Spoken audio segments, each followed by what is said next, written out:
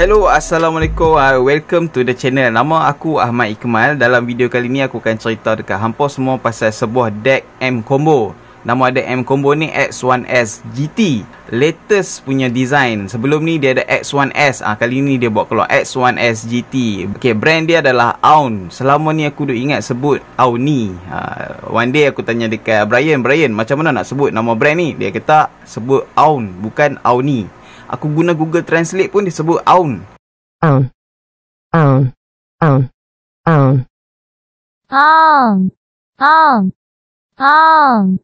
Jadi kepada siapa yang tak tahu macam mana nak sebut tu, percayalah cakap aku, cara nak sebut brand ni nama dia Aun, bukan Auni Okay, X1S ni dia adalah sebuah combo, mana kata dia all in one. Sebab tu harga dia mahal sikit. Harga dia kalau ikut dekat website, saya tengok kat website Linso dia dijual dengan harga 320 USD bro. Mahal bro. 320 USD ni tu dia macam double the price of i5 Zen deck. Aku rasa i5 Zen deck V2 pun 160 USD macam tu saja. Ni dah 320. That means dia double the price. i5 Zen deck tu dia ada MQA lagi. Dia ada 4.4. Dia ada 4.4 headphone out juga, tapi dia ada 4.4 dekat belakang. Yang ini tak ada. Yang ini dia ada audio out dengan preamp out sahaja. Apa dia tu? Kita sembang. Aku nak habaq pasal apa dia mahal. Dia mahal sebab dia ada banyak feature yang menarik. Sebagai contoh, ini adalah 8th generation. Dia generasi ke-8. Macam prosesor komputer lah. Intel ada. Kan Intel sekarang dah sampai 11 gens, 12 gens dah. Sekarang berapa? 11 ke apa? 11 gens. Yang ini Aun dah buat sampai ke 8 generation dah. Sebab itulah dia mahal. Dia ada fungsi yang menarik. Apa fungsi-fungsi yang menarik dia? Aku tak mahu cerita semua. Aku nak cerita apa yang simple saja. Di antara fungsi yang orang kata selling point dia, selling point dia ni, dia ada PLL ataupun face lock loop. Yang tu aku tak boleh nak explain sangat mendatang apa. Dia clock algorithm dia tu bagus. Dia dari segi digital lah. Saya tak tahu lah benda ni gimmick ke apa. Dan dia ada external untuk clock input. Ni 10 amp in. Hampa boleh connect dia dengan external clock. Bukannya lepas kita pasang external clock tu sound dia jadi sedap tak. Dia cuma membantu dari segi digital. Dia proses saja. Aku bukanlah orang yang sesuai untuk explain dekat hampa binatang apa tu external clock, tapi dia tak membantu dari segi sound. Dia hanya membantu dari segi digital transport macam tu lah. Sebab tu lah dia kadang-kadangnya dia mahal sebab tu lah. Selepas tu dia ada lagi feature yang menarik. Dia ada 3 input, coaxial, optical dengan USB. Aku tak rasa hampa boleh play tiga-tiga ni serentak. Hampa cuma boleh pilih salah satu sahaja. Sebab tu dia kat depan ni dia ada tulis aku nak on. Ni baru nak on. Kalau hampa pakai USB, dia duduk kat situ. Kalau hampa nak tukar, dia jadi optical. Lepas tu boleh tukar. Maksudnya hampa boleh pilih satu sahaja input dalam masa yang sama. BC ni dia tak menyala. Dia menyala kalau kita pakai external clock. Aku tak ada external clock lah. Nak tunjuk benda fancy-fancy macam tu, aku tak ada. Dia ada audio out dengan preamp out. Dua-dua ni sangat penting. Untuk orang macam aku suka. Sebab aku boleh play, contohnya preamp aku akan keluar ke speaker ataupun ke OTLM tube aku. Lepas tu audio out ni of course lah kita akan bawa pergi ke external headphone amplifier. Itu adalah benda-benda fungsi utama. Aku nak cerita fungsi utama saja. Dari segi decoder deck dia boleh play sampai 768 kHz PCM 32 bit. Selama ni siapa yang stuck dengan 192, contoh macam aku Modius ni Modius ni dia boleh play 192 kHz saja. Yang ni dia dah double jadi sampai 768 kHz PCM. Aku boleh up sample dia sampai 768 kHz PCM. Kalau DSD dia boleh play secara native 512. Aku tak ada DSD 512. Habis sangat 25 berapa 64 saja yang aku pakai. Kiranya kalau sebagai sebuah deck dia dah ticks all the boxes lah. Dia ada headphone out, balance lagi, dia ada single ended pun ada. Lepas tu dia ada lebih pada satu input. Maksudnya ada 1 2 3. Lepas tu dia ada out ni, lepas tu dia ada ni power on dengan power off. Tu sebab itulah dia mahal. Dia bukan sekadar deck. Dia punya potential meter dia pun ni okey lah. Aku tak apa suka, tapi sekejap lagi kita cerita sebab apa. Satu je yang tak okey sebagai sebuah deck, dia tak ada XLR output ataupun dia tak ada balance output. Pada pendapat aku, kalau dia nak buat juga XLR output ataupun balance out sama ada 4.4 ke, dia mestilah harga dia lebih mahal dan mungkin saiz dia lagi besar lagi kot. Depa punya design ni memang tak muat dah kot kalau nak jadi besar. Dan kalau dia ada XLR output tu, dia mesti boleh jadi sampai tambah lagi 50 ke 60 USD dolar. Satu lagi yang dia mahal aku rasa sebab ni lah, dia bagi ni tau. Dia bagi Minwell. Minwell ni last aku jumpa masa aku beli, aku dapat review Stoner Acoustic UDX. Yang itu sebuah stand alone deck. Dia bagi benda ni juga. This is a very high end stuff bukan cikai-cikai lah. Dia siap tulis lagi kat sini. Dia tulis 4X1S GT only. Jangan duk pandai cucuk kat tempat lain. So hampa rasa macam dengan harga yang hampa bayar tu eksklusif. Dia bagi dengan power supply yang bagus. Dia tak boleh power guna USB tau. Maksudnya dia memang memerlukan power yang bagus. Sebab itulah dia mahal. Itu apa yang aku rasa. Sebab itulah menatang ni mahal. Bagi aku mahal dah ni. Jadi itulah feature dia. Dia dari segi digital dia tu bagus. Okey, sekarang aku nak cerita di pasal driver dia. Aku menggunakan digital input. Ini digital input. Aku tak ada coaxial, aku tak ada optical. Jadi aku guna USB sahaja. Untuk digital input, hampa boleh plug and play sahaja. Hampa tak perlukan ASIO driver. Dia boleh plug and play. Untuk minggu pertama aku guna deck ni, memang aku memang tak install langsung driver dia. Rune boleh guna, HQ player boleh guna, siap boleh do up sampling lagi. Smartphone, direct smartphone pun boleh guna. Maksudnya aku tak install driver pun. Lepas minggu tu baru aku install driver dia dan baru boleh guna ASIO. Ingat ya geng, kalau guna Wasapi tak boleh guna DSD mode. Dia akan convert pergi PCM juga. So terpulanglah pada hampa nak install driver ke tidak. Ikut keperluan. Kalau hampa punya player tu memerlukan ASIO, hampa boleh install driver. Kalau hampa punya plug and play saja, tak payah install driver. Okey, aku nak cerita daripada segi dia punya power output dia. Okey, dia ada 4.4mm balance ni yang tengah aku cucuk sekarang ni. 4.4mm ni dia boleh keluarkan 1200 mW dekat 32 ohm. 1200 sajalah, 1200. Dan untuk single ended dia punya power hanya limited kepada 320 mW sahaja, 32 ohm. Maksudnya lagi tinggi yang punya impedance, lagi rendah lah dia punya power yang keluar. Bagi aku tak fair. Dia dah macam lebih 3 kali ganda dia naik. Okey, aku 100% percaya bahawa power output ni dia memang sengaja buat macam ni. Sebab apa? Sebab single ended dia memang sorry to say, dia tak cukup power. Tapi balance dia sangat-sangat ngam. Aku dah try guna Bayer Dynamic T1 600 ohm, DT990 250 ohm, which is lagi low sensitivity daripada T1. Lepas tu aku dah try ni HD600 300 ohm. Dan satu lagi Grado Alessandro MS1 aku 32 ohm. Aku prefer, kalau kita guna untuk headphone, aku prefer gunalah dia punya 4.4mm balance. Dan kalau untuk IEM, baru boleh guna single ended. Aku dah cuba IEM yang hard to drive, contohnya macam KB Ear Belief. Dia boleh tak perlu 4.4 pun, dia boleh bawa dia punya single ended ni pun dah cukup dah. Syukur Alhamdulillah dah tak perlu pakai balance lagi dah. Walaupun aku terpaksa crank sampai ke sini-sini. Okey, tapi single ended dia nice, tak ada distortion, tak ada noise. Sebab tu lah dia tak ada gain selector bro. Kalau hampa macam nitpicking sikit macam aku aku nak gain selector, tapi bila aku dah test lama baru aku sedar, okey, sebab tu lah dia tak ada gain selector. Kalau ada mungkin single ended dia tu boleh push sampai 600 ke 700 mW ke. Itu baru sesuai untuk hard to drive headphone dalam single ended lah. Sebagai contoh, aku punya single ended Bayer Dynamic DT990, yang itu single ended memang susah, tak boleh nak drive. Dia punya sensitivity dia low, jadi aku tak ada 4.4. So aku start dengan single ended, tapi single ended dia sorry to say tak boleh drive aku punya DT990. Okey, aku nak cerita pasal dia punya line out pula. Dia ada dua, line out dengan preamp out. Okey, sekarang aku cerita pasal line out. Aku suka line out dia. Dia punya sinergi dengan aku punya topping A90 sangat bagus. Tapi kalau boleh aku tak mau komen sangat sound apabila aku gabungkan line out dia dengan line in dekat topping A90. Sebab apa? Sebab aku akan jadi bias. Sebab aku tahu bunyi yang keluar sedap tu sebab A90. Speed dia punya dynamic dengan dia punya impactful dia lebih precise bila kita dengar A90 menggunakan deck Aun X1S ni? So jawapan yang simple adalah dia punya line out bagus dan deck dia bagus. Deck bagus, line out dia bagus. Cuma sound dekat headphone out dia tu bila compare dengan line out ke contohnya A90 aku akan kata dia punya line out ni sangat-sangat lemah. Bukan extraordinary ya, dia biasa-biasa sajalah.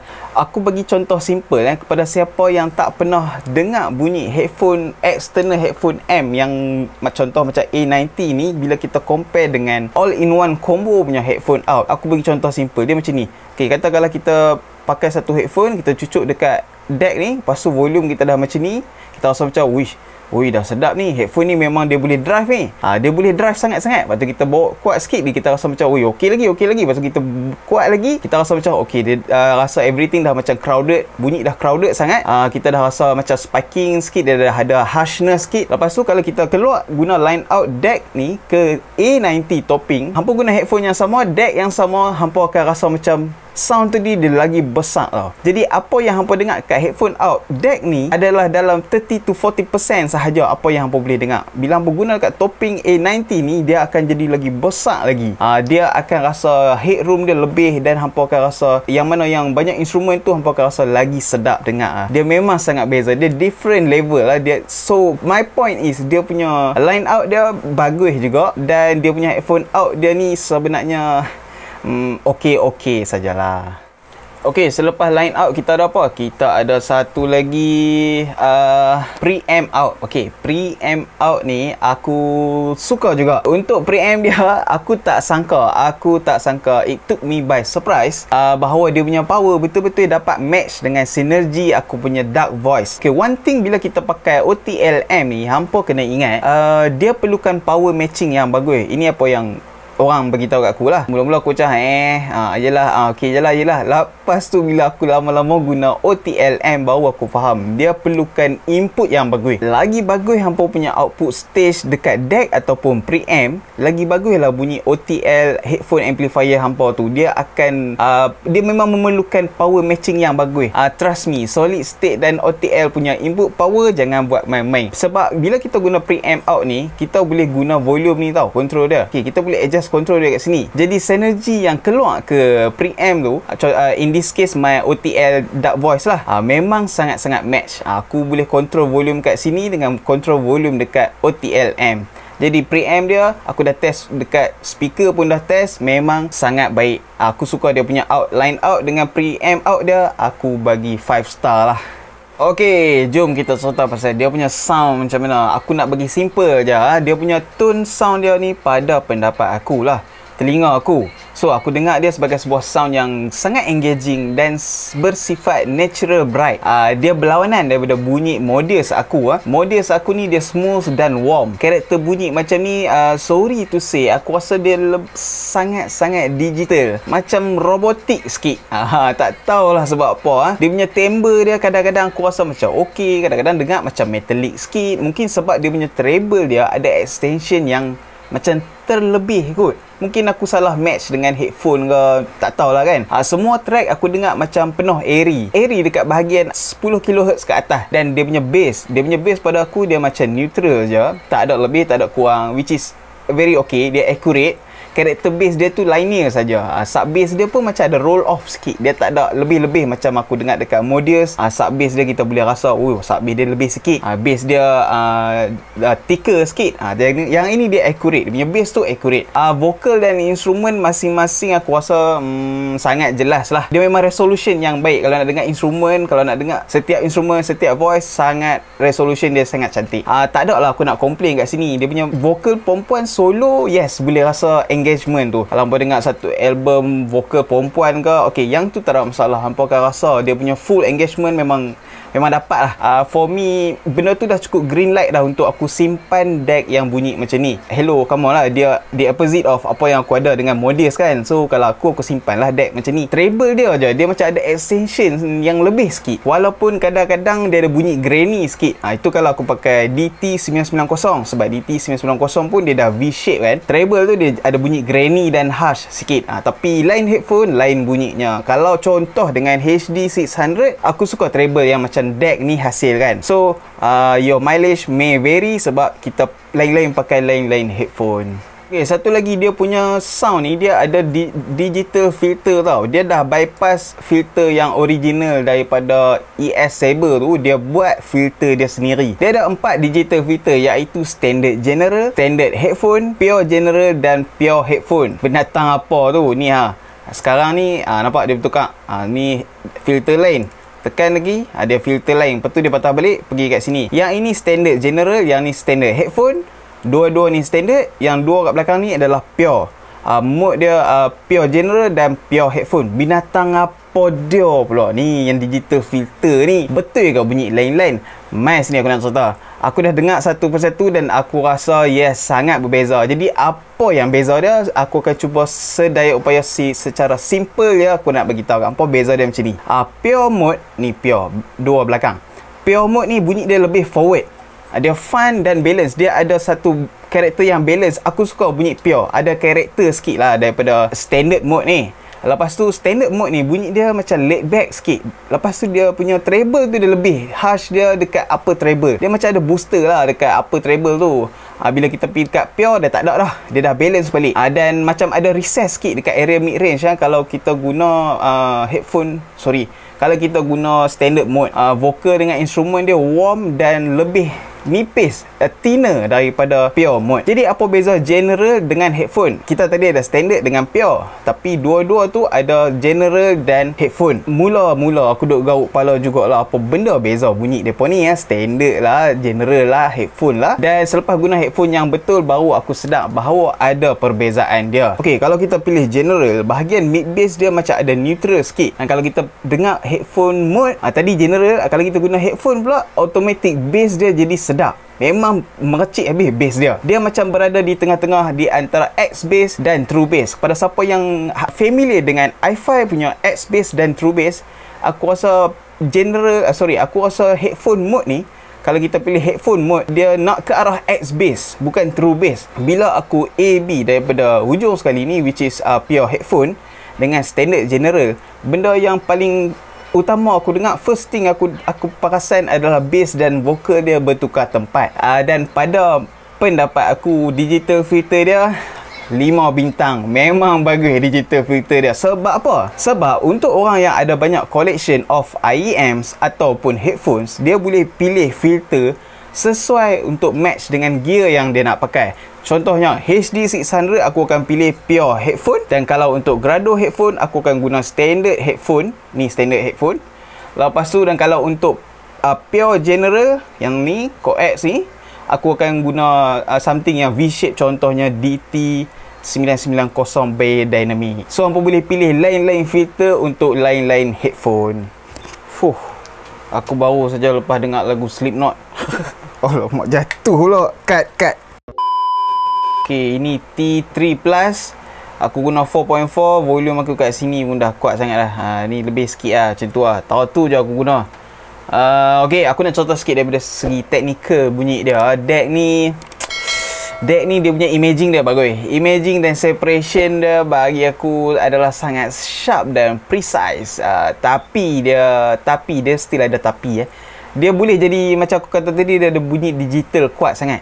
Bunyi macam robot sikit. Aku tak pandai nak explain pasal apa dia boleh jadi benda robot bunyi macam tu. Dia digital sangat. Mungkin dia punya transient response dia tu laju sangat ke apa kan. Lebih-lebih lagi kalau kita pakai filter standard general. Ni standard general memang rasa macam robot sangat.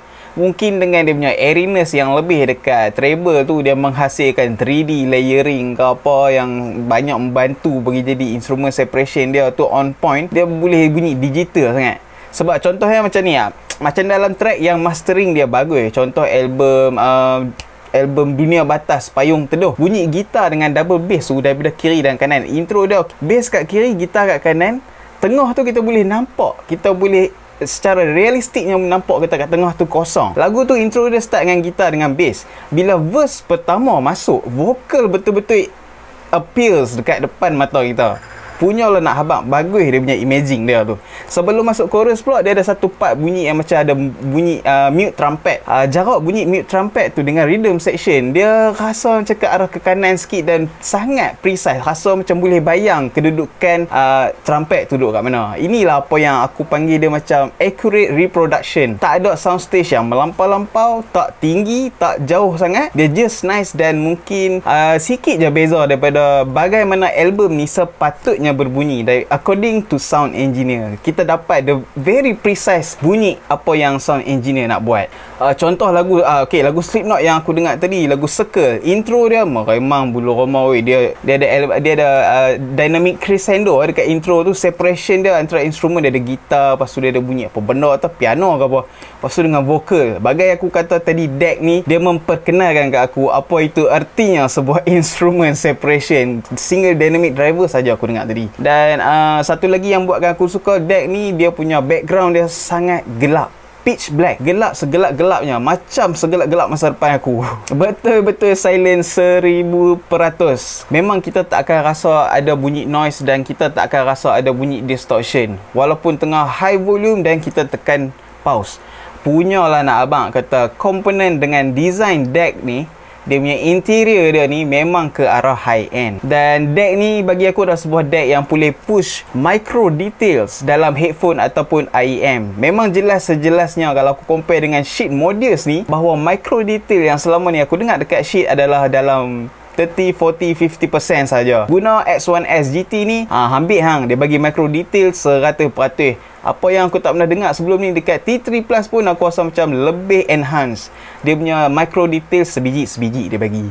Sepandai-pandai tupai pelompat akhirnya jatuh ke tanah jua. Aku rasa peribahasa tu tak ada kena-mengena pun. Tapi apa yang aku nak cerita sekarang adalah benda yang aku tak suka, ataupun aku nak try cari benda untuk aku komplain dengan DAC ni. Contohnya sebagai dia punya power output. Dia punya single ended ni, contohnya hampa cuma ada satu je headphone, which is very hard to drive headphone, dan hampa cuma ada single ended saja. Aku punya DT Beyer Dynamic DT990 tak boleh direct drive daripada single ended ni. Sebab lagi kuat hampa buka, dia lagi harsh bunyi dia.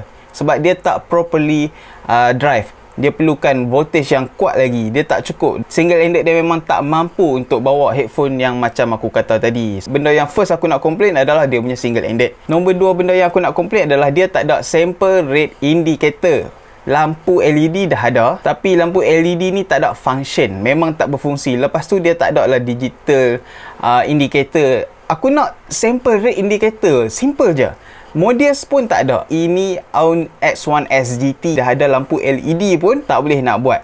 Vaio K5 Pro dia boleh ada lampu LED juga, dan dia ada bertukar color ikut PCM sample rate yang tengah play.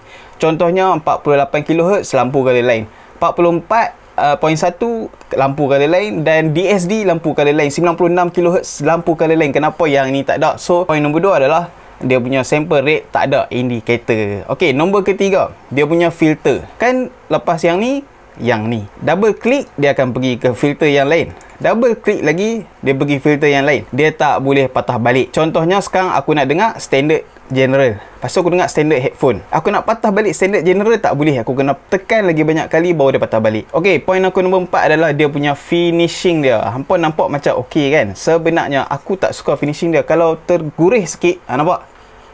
Tergurih sikit dia akan ada kesan. So hampa kena lap macam tu. Aku tak tahulah. Dia siapa yang pernah pegang, dia akan tahu. Dia punya finishing, senang kata finishing dia ni aku tak berkenan lah. Dia punya cat dia tu, aku lebih suka yang metallic macam topping A90 tu. Aku suka finishing yang tu berbanding finishing dekat X1S ni. Okey, point seterusnya, point yang keberapa aku dah tak ingat, dia punya volume knob dia ni. Aku tak suka volume knob dia. Hampa nampak macam cantik kan, tapi volume knob dia ni aku rasa dia macam mainan saja tau. Dia macam tak berfungsi. Dia sangat ringan, dia tak ada weight.